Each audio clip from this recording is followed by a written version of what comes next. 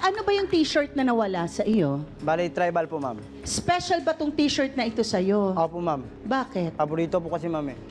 Paborito mo Opo. yung t-shirt. Okay. So, paano ba ito na bigla na lang nawala? Nakasampay po kasi, ma'am. Eh, ngayon, yung damit ko na yon, nahanap ko sa kabarkada ko. Eh, nung tinanong ko siya, sabi niya sa akin, hindi niya daw napansin. Nung tipong lalabas siya na may bibilin sana sa may tindahan, nung paglabas niya, nakita niya naman niya si JR na may binibenta daw pong damit na tribal. Eh, nakita na rin po ng isang tropa ko na yun nga yung pong hinanap ko na damit na binibenta rin ni JR. Yun po yun.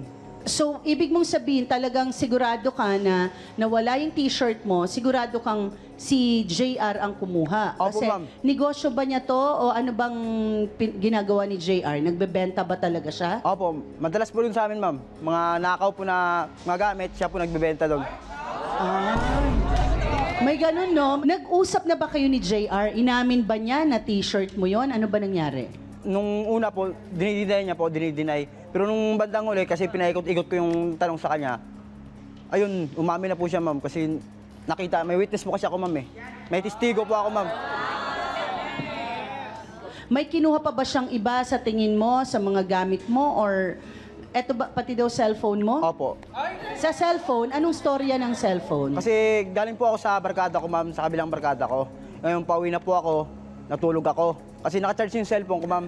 Yung pagising ko nung kinabukasan, napansin ko, wala na yung cellphone ko na nakacharge. Kasi siya lang labas-pasok sa bahay, ma'am eh. Siya nakakairam siya ng cellphone sa akin, nakapag-online siya doon. Tapos yung mga speaker, tsaka charger, hiniram niya.